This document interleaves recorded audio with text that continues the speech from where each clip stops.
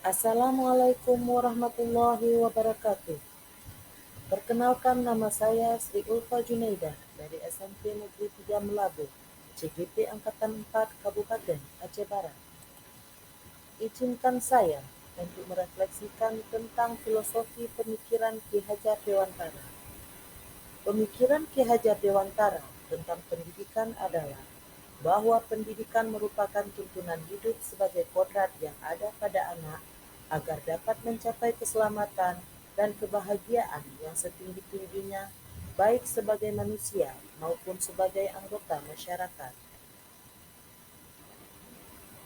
Tiga semboyan pendidikan yang menunjukkan kekhasan Indonesia. Yang pertama adalah Ingarso Sungtulodo, artinya seorang guru adalah pendidik yang harus memberi teladan. Ia pantas digugu dan ditiru dalam kutipan dan perbuatannya. Kedua, Ing Madio Mangunkarso, artinya seorang guru adalah pendidik yang selalu berada di tengah-tengah para muridnya dan terus-menerus membangun semangat dan ide-ide mereka untuk berkarya. Ketiga, Tuturi Handayani, artinya seorang guru adalah pendidik yang terus-menerus mendorong, membimbing, menopang, dan menunjukkan arah yang benar bagi hidup dan karya anak didiknya. Pendidikan yang kita berikan harus sesuai dengan tuntutan alam dan zamannya. Saat ini, setiap anak harus memiliki keterampilan abad 21. Siswa harus kreatif, mampu berpikir kritis, mampu berkomunikasi dengan baik, dan mampu berkolaborasi dengan baik. Ki Hajar Dewantara mengingatkan pendidik bahwa pendidikan anak sejatinya melihat kodrat diri anak dengan selalu berhubungan dengan kodrat zaman. Beliau juga mengingatkan bahwa pengaruh dari luar tetap harus disaring dengan tetap mengutamakan kearifan lokal budaya Indonesia. Ki Hajar Dewantara mengibaratkan peran pendidik seperti seorang petani atau tukang kebun. Seorang pendidik diibaratkan sebagai petani dan anak didik diibaratkan sebagai bibitnya. Petani harus merawat, menyirami, membersihkan hama, dan memberi pupuk agar kelak menghasilkan panen yang banyak dan baik. Namun petani tidak mungkin dapat mengubah bibit padi menjadi jagung, karena itu merupakan kodrat alam dan dasar yang harus diperhatikan dalam pendidikan, dan itu di luar kecakapan atau kehendak kita sebagai pendidik. Pendidikan sosial dan karakter yang baik bagi seorang anak dimulai dari tiga aspek kehidupan. Yang pertama, dimulai dari keluarga. Yang kedua, dimulai dari guru atau lembaga pendidikan. Yang ketiga, dimulai dari lingkungan masyarakat.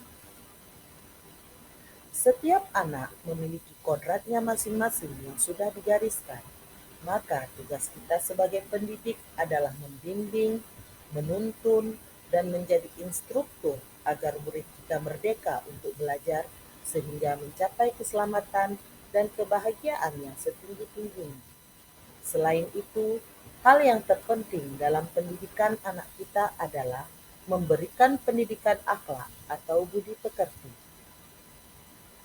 Peran orang tua ketika di rumah, peran guru ketika berada di sekolah, dan peran masyarakat ketika di lingkungan sekitarnya sangat penting untuk mendidik dan dijadikan teladan atau panutan dalam melakukan sikap-sikap terpuji, sehingga anak-anak kita memiliki sikap beriman dan bertakwa kepada Tuhan Yang Maha Esa, mandiri, gotong royong, bernalar kritis, kreatif, dan kebinekaan global yang sesuai dengan profil pelajar Pancasila. Dalam proses menuntun, anak diberi kebebasan, namun pendidik sebagai pamong dalam memberikan tuntunan dan arahan agar anak tidak kehilangan arah dan membahayakan dirinya.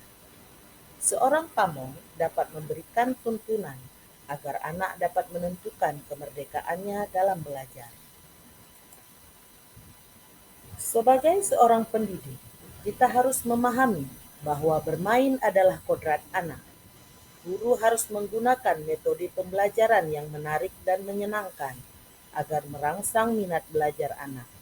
Dengan bermain, anak dapat mengolah cipta dan rasa sehingga menjadi sebuah karya.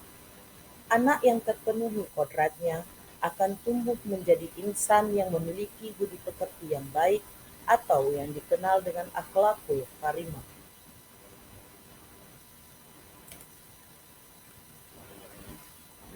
Tindakan yang akan saya lakukan sebagai tindakan aksi nyata pencerminan pemikiran Ki Hajar Dewantara di antaranya adalah: yang pertama, mendesain dan melaksanakan pembelajaran yang berpusat pada siswa atau student center dengan menggunakan pembelajaran cooperative learning dan menggunakan metode games yang berfungsi sebagai brainstorming bagi peserta didik.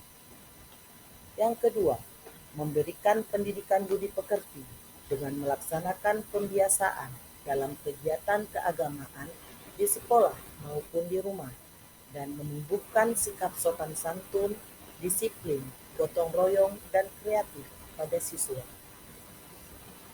Yang ketiga, melakukan koordinasi dengan pihak kepala sekolah, guru, dan orang tua siswa untuk mewujudkan pembelajaran yang menyenangkan dan berpusat pada siswa serta yang sesuai dengan pemikiran Ki Hajar Dewantara. Demikianlah refleksi saya tentang filosofi pemikiran Ki Hajar Dewantara. Salam Merdeka Belajar.